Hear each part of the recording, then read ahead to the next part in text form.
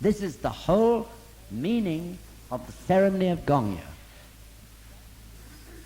Gratitude for the inheritance, determination to transmit. Thus, the eternal flow of the current of Buddhism passes on from generation to generation. KECHIMYAKU.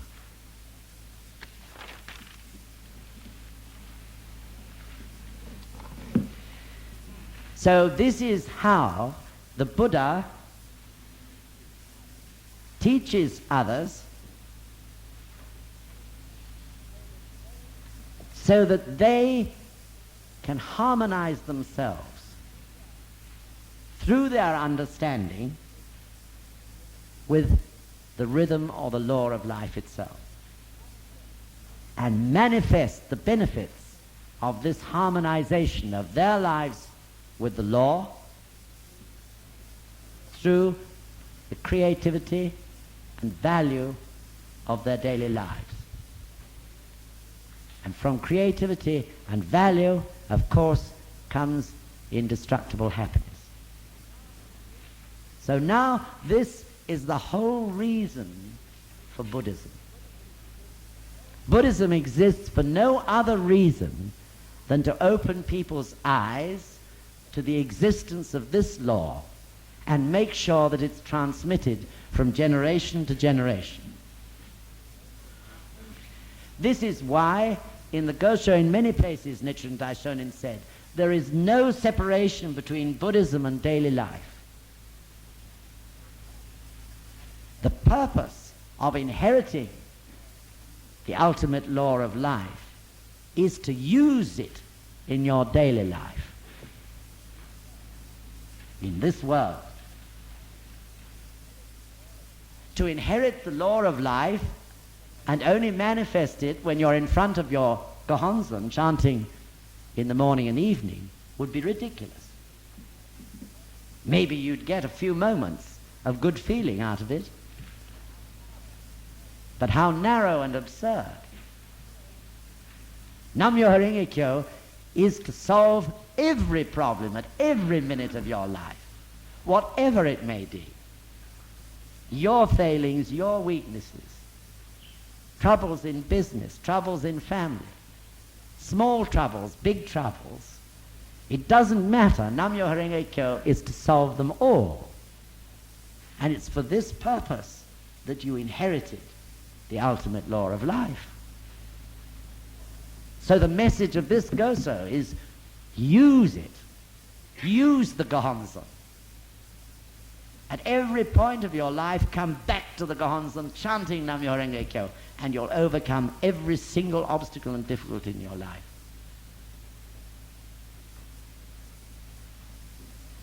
So the ultimate law of life, Nam-myoho Renge-kyo, is life. The dark side of life and the bright side of life. It contains it all. But through chanting Nam-myoho Renge-kyo and putting yourself in rhythm with this law, you can turn it all, step by step, to bright.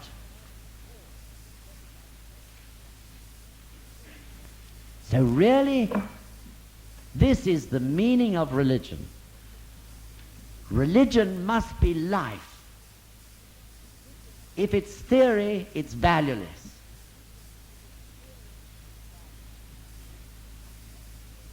I can't help now just telling you my experience, if I may, of why I finally make the decision to chant Nam-myoho Renge-kyo.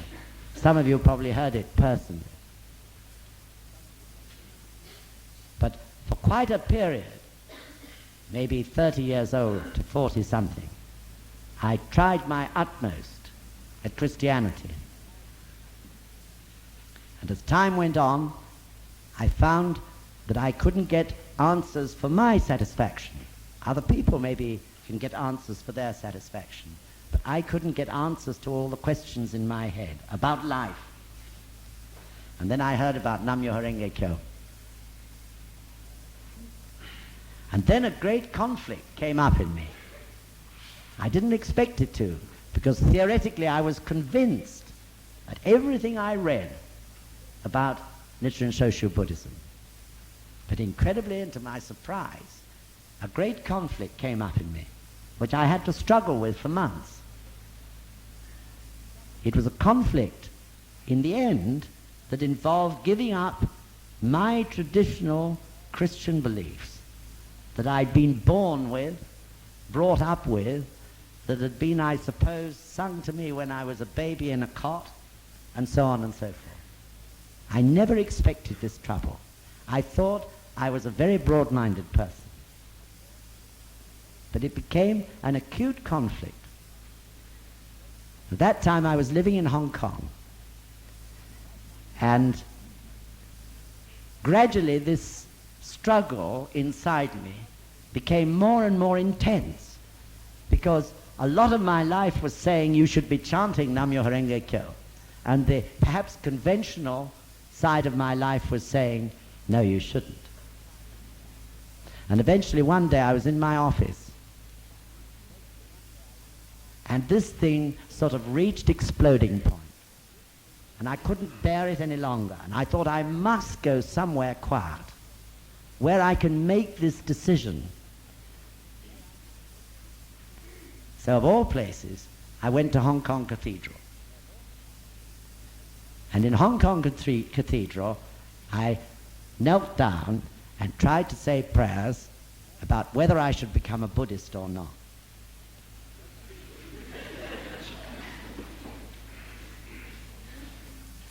And I got nowhere at all. Except that I must say, in that cathedral, I really felt it was rather musty and a bit damp and a bit dark and gloomy. And then I went outside really depressed. I hadn't got anywhere. I hadn't made the decision to my satisfaction. And I went outside, and it was a glorious day. The sun was really brilliant and the sky was blue. And round Hong Kong Cathedral there are beautiful gardens that were filled with flowers. And it was lunchtime by then. And the gardens were also filled with workers, munching sandwiches, laughing, some looking sad, some looking happy, some looking worried and anxious. And as I walked out, I felt so depressed. But I don't know what it was. I just looked up into the sunlight, and it was just like a flash in my life. I thought, this is religion.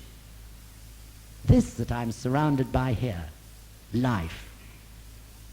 This is what religion's all about. Religion must be life in every aspect. Its sadness, its joy, its worries and difficulties, its beauty, freshness. This is life. Life is religion. And at that very moment, I started to chant Nam-myoho Renge Kyo at the top of my voice, but it was inside me. And I remember marching back to my office, really swinging my arms, absolutely certain that this Buddhism was the real thing. So I tell that story to emphasize that there is no separation between Buddhism and life. If any of you are still separating your Buddhist practice from your daily life, please reflect on it from today and make use of it from now on in every aspect of your life.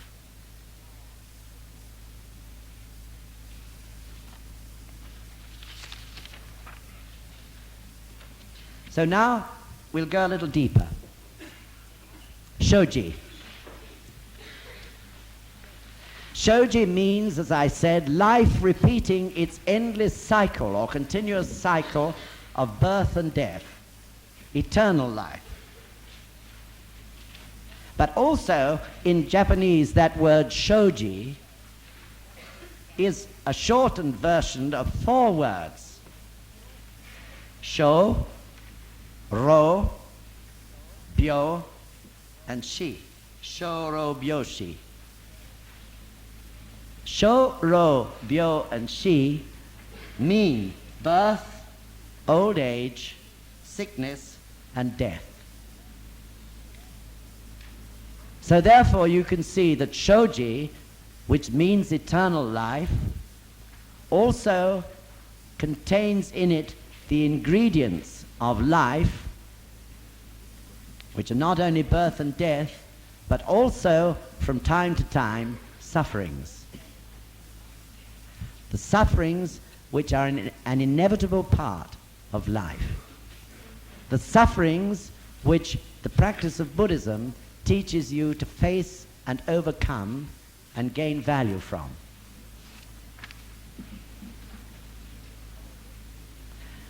So let's look now a little more deeply at this question of life, which includes death.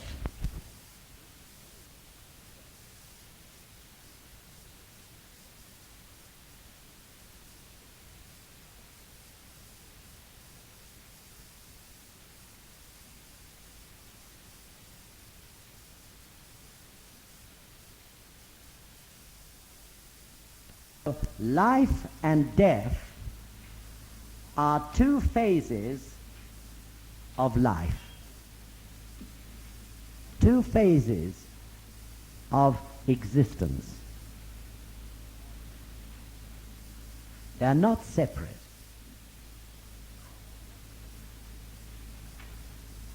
Every entity, you and me, birds and animals and so on, exist either in the state of life or in the state of death. But it is all life. So what we call life is a state of existence which is manifest, which you can see. And what we call death is a state of life which is latent or dormant. Now, in the Dialogue on Life, as many of you know, Sensei explains this through the incredible discovery which scientists made of a small creature called the tobacco virus. And the tobacco virus, they discovered under a microscope, can as easily be a crystal at one moment and a living virus at another. In other words, this little virus can change from its dead state or latent state as a crystal into a living organism, and then it can change back again into a crystal, and so on. So you can understand from this example that the entity of that little tiny, minute virus remains the same all the time. But it's changing at intervals from being alive to a state of dormancy. This is exactly the same pattern as all life follows, including our lives.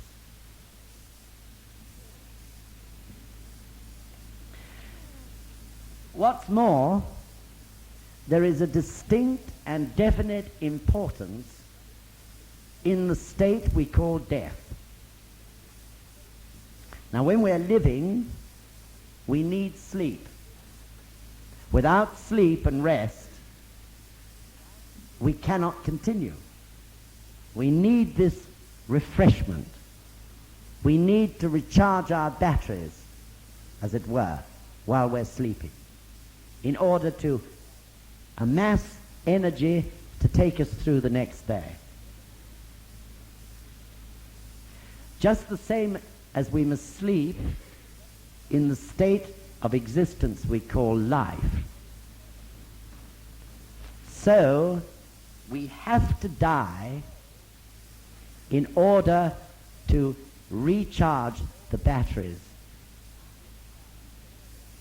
so that our life can continue and be revealed again in its manifest state. So death is for no other purpose than that.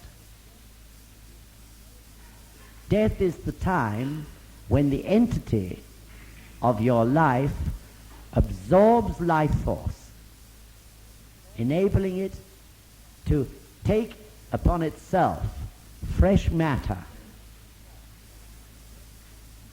to start a new cycle of birth through to death. In his lecture, Sensei describes this as like a continuous process of explosion and combustion, just like an engine.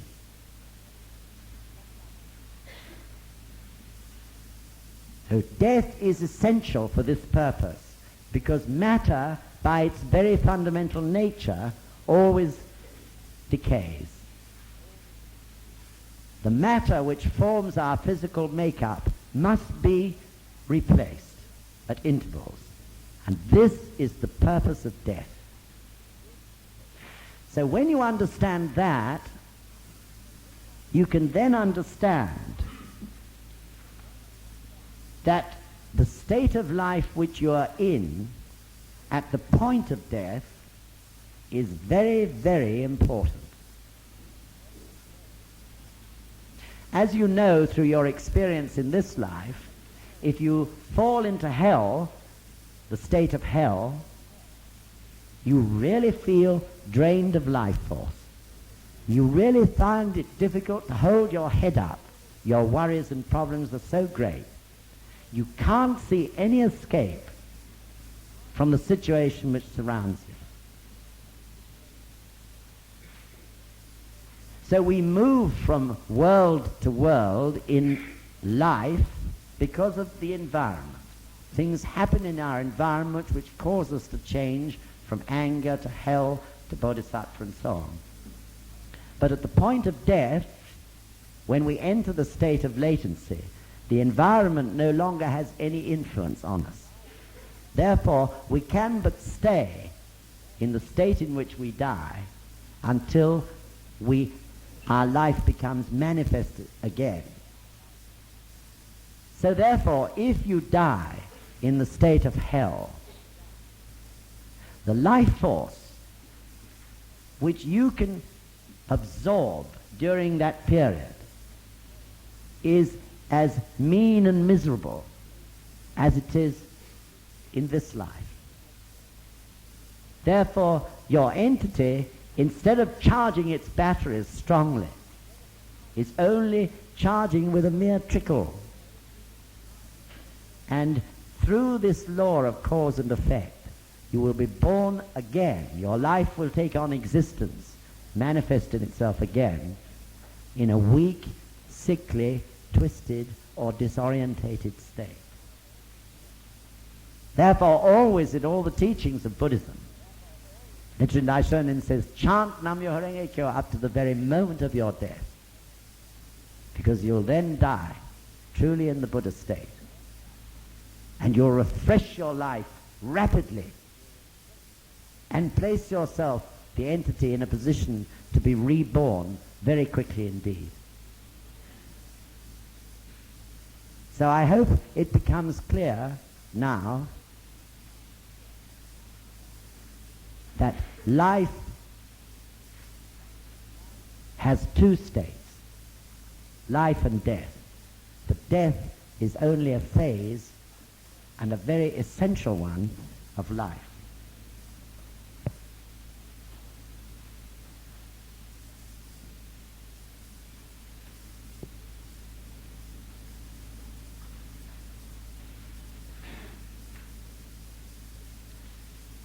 So the next point is to take this a step further.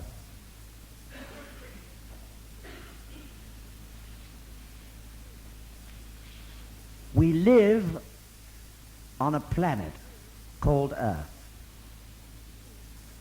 This planet is also a manifestation of life. And the planet also is moving through the cycle of birth, growth, decline, and death.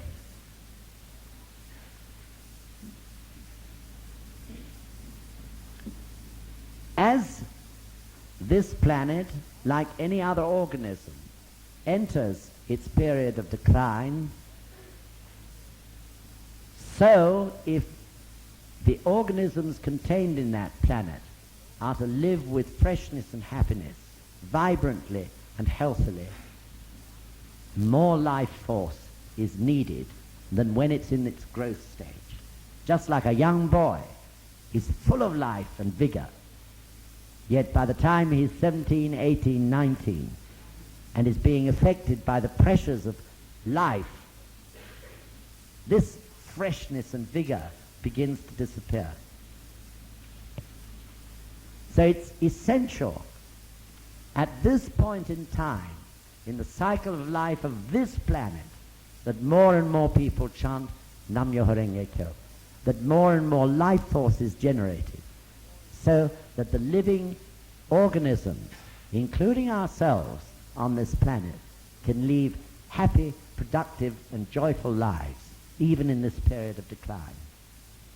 This is why shakubuku is so important. This is why we are born. Sensei said we are born at this time to give actual proof of the power of Buddhism to others. Why? So that through this proof, they too will chant Nam Myoho Renge Kyo. They too can regenerate life force and enjoy happy lives, and through this to create a happy, productive, vibrant, and healthy world, even though it is over billions of years moving into the period of decline. So the fundamental source of this incredible pattern of life and death we describe in the words Myoho Renge Kyo. And by putting the word Nam in front, Nichiren Daishonin taught us to devote ourselves to putting ourselves into rhythm with this force. So far we've looked at life from the outside, if you like, from the macroscopic point of view. Now let's look at SHOJI, life in its eternal sense, under the microscope. The cycle of life and death is occurring continuously and endlessly inside each one of us, though we don't see it.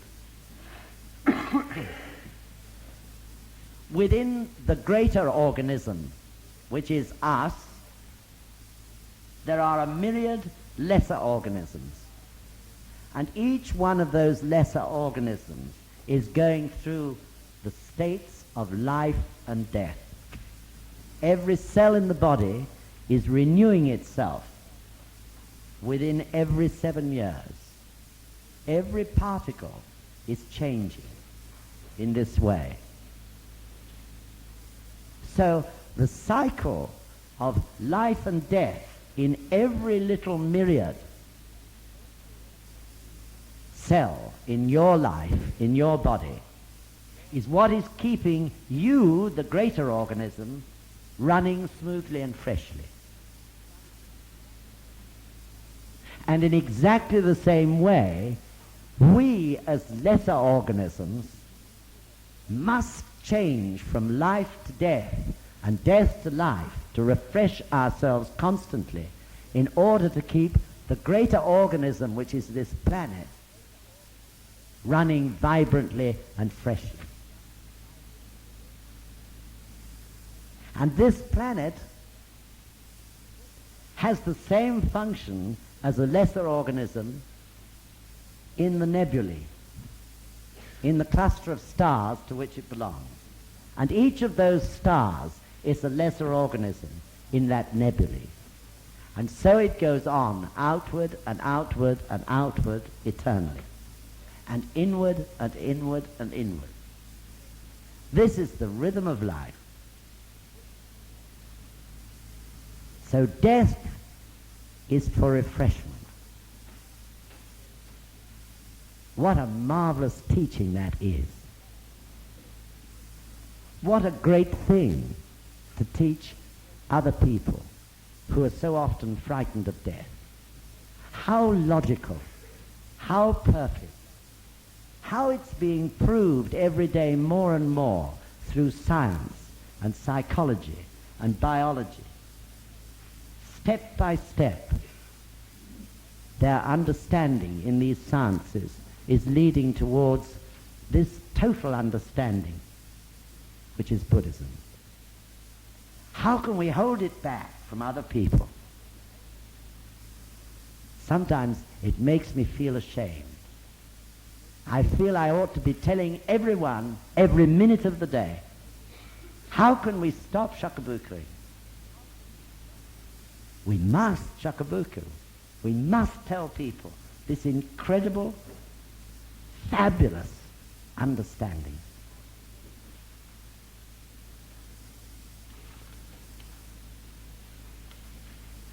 So now also we understand that life is not in any sense independent.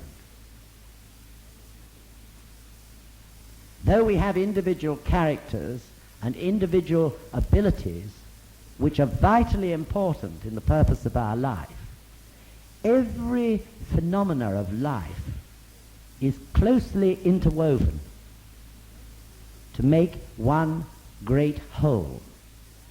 Every cell in our bodies is closely interwoven in its life with the other cells to create our body as we can use it every day. Our bodies, ourselves, each with our own individuality and character, has an essential role in the greater organism which is this world. Truly this teaches how mad people have been to fight each other.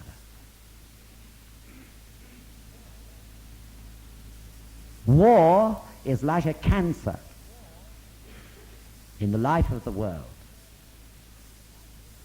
A war like the 1418 war, which destroyed a whole generation of people in Europe. A whole generation nearly destroyed totally in that war, was a cancer in the life of the organism which is known as the world. And ever since then the world has suffered trying to mend that torn hole in its life, in every aspect. So the more people understand this, the more people understand the need for harmony, the more they will avoid pollution, thoughtlessness, selfishness, the more greed will disappear. The Sensei said, greed can never disappear from this world until people understand that life is eternal. Grasping greed, so totally unnecessary, such an incredible, utter waste of energy. So we must shakubuku. We must study these goshos and more understand the incredible thing which is Buddhism, and pass it more and more to other people so that they can understand and get happiness, and they can pass it on to somebody else. Then we can make the organism which is this world a truly happy, creative, vibrant and successful one, to create our body as we can use it every day. Our bodies, ourselves, each with our own individuality and character, has an essential role in the greater organism which is this world. Truly this teaches how mad people have been to fight each other.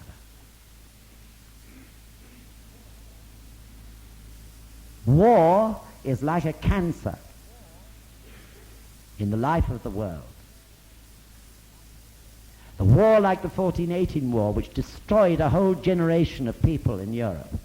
A whole generation, nearly destroyed totally in that war, was a cancer in the life of the organism which is known as the world. And ever since then the world has suffered trying to mend that torn hole in its life, in every aspect. So the more people understand this, the more people understand the need for harmony, the more they will avoid pollution, thoughtlessness, selfishness, the more greed will disappear. The Sensei said, greed can never disappear from this world until people understand that life is eternal. Grasping greed, so totally unnecessary, such an incredible, utter waste of energy. No, we must shakubuku. We must study these goshos and more understand the incredible thing which is Buddhism, and pass it more and more to other people so that they can understand and get happiness, and they can pass it on to somebody else. Then we can make the organism which this world a truly happy, creative, vibrant and successful one. Sensei said about this incredible rhythm of life, tiny streams of births and deaths flow into broader rivers of births and deaths, which in turn flow into the vast ocean of cosmic life. In other ways too, we're expressing life and death within ourselves. Someone throws a brick at us and we're angry. Someone gives us a nice gift and we feel pleasure, maybe even rapture. These worlds are living and dying. The anger which is here at this moment can disappear with a friendly word or gesture. Anger has died for the time being, and rapture or tranquility has taken its place. You move from world to world, each world in turn living in your life, and the other worlds dying. But they haven't disappeared, have they? At any moment, they can appear again, given the right circumstances. So in this sense, too, there is constant ebb and flow of life and death inside us.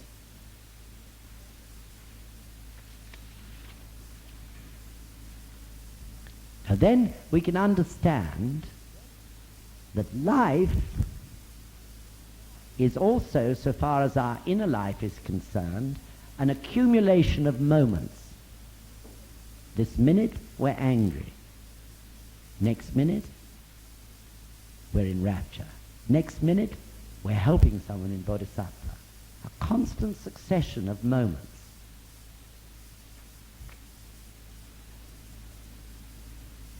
One moment determines the next moment. If you're angry at this moment, that anger will determine the next moment.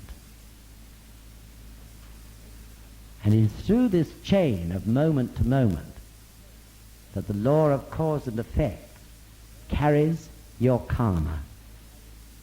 Moment by moment. Cause and effect. Cause and effect.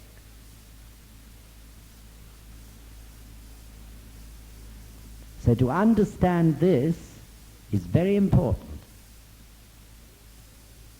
Sometimes you hear it said that life exists in a moment.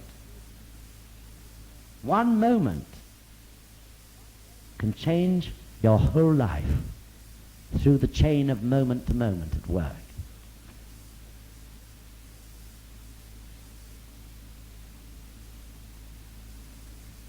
Through the three practices which the Buddha taught us, we can break that chain.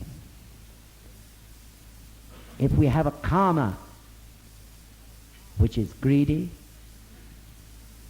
or a karma of anger, by the process of the three practices, we can change the moments. Instead of anger, we're chanting Nam-myoho Renge-kyo. Instead of anger, we're telling someone else about Buddhism.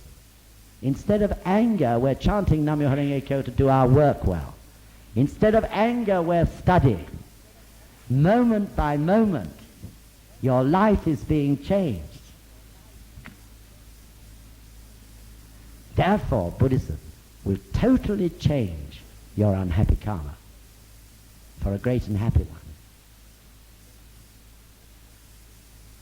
We create a good moment, which creates another good moment, which creates another and another and another.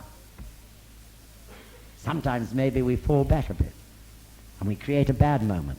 But the moment we make a bad moment, we start again and create a good moment. Honin-myo. Start from now, moment by moment by moment. This is the greatness of the practice of this Buddhism. This is what Sensei described as Shinken. Shinken, which was the practice of the old Japanese swordsman, ready to slash with his sword at the ready anything that might attack him from any direction. It's the spirit of Shinken to make every moment great. And if one of your moments isn't great, to make the next one great, with no regrets, then you can change your whole life.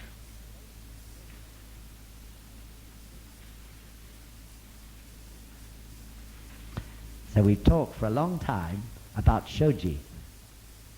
And a word or two before we close about ICHI DAIJI, a little deeper. ICHI DAIJI, which is the ultimate law, the one and only law. So from all we've said so far, we can really see that everything in life, all human affairs, politics, history, show business, philosophy, science, everything comes back to the ultimate point of life and death. Any philosophy which ignores this point is just like, as Sensei said, a castle built on sand.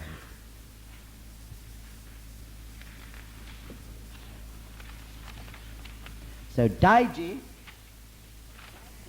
of ICHI DAIJI, Dai, as many of you know already, means great. It also means supreme or universal, the Dai Gohonzon, the supreme or universal Gohonzon.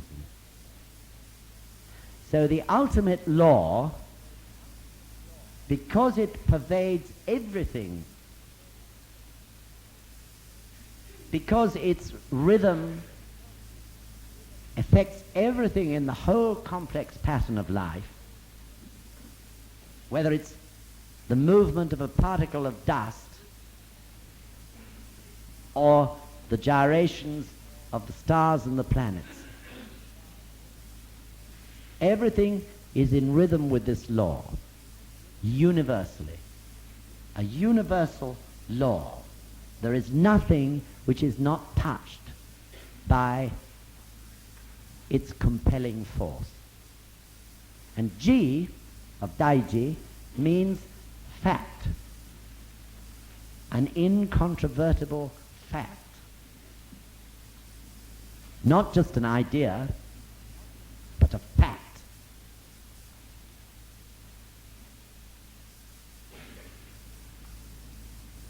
Facts are what we can see. I know Bill Jarvis is here because he's sitting there and he's got Bill Jarvis's face and hair and the suit I saw once before. This is a fact. G of Daiji. All phenomena that you see are facts. They exist.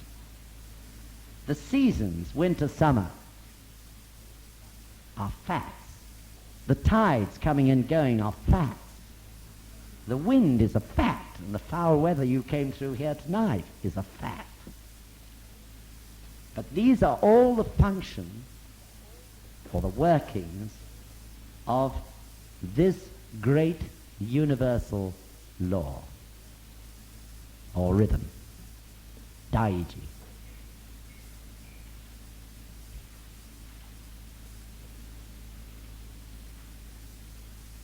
So you remember that we've talked several times about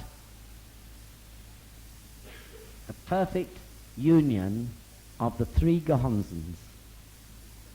The Gohonzon of Keitai, the Gohonzon of Kutai, and the Gohonzon of Chutai. The Gohonzon of Keitai, which is in relation to the universe, ourselves, the physical existence of a phenomena. And the Gohonzon of Kutai, which is life in its latent state, with all its incredible energy and potentiality. Spiritual life, or natural life. And the Gohonzon of Chutai, which is Nam-myoho Renge-kyo, the Gohonzon of Nichiren Daishonin. So ICHI DAIJI, you can begin to see now, embraces the union of those three truths of life, the three Gohonzons of Kutai, Keitai, and Chutai. The Gohonzon which is you in your life, the Gohonzon which is in everything in your environment, or if you like, the Buddha state in your life, the Buddha state in everything in your environment, and the Buddha state which is Nam-myoho Renge-kyo, or the Gohonzon which Nichiren Daishonin inscribed, and which acts as the perfect fusion point between your Gohonzon and the Gohonzon in your environment. So ICHI DAIJI embraces all that, the ultimate law of life.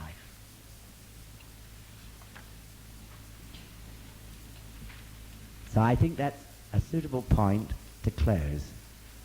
And we'll continue next month, and I hope that you have been able to understand where we've got so far. Thank you very much indeed. Many thanks.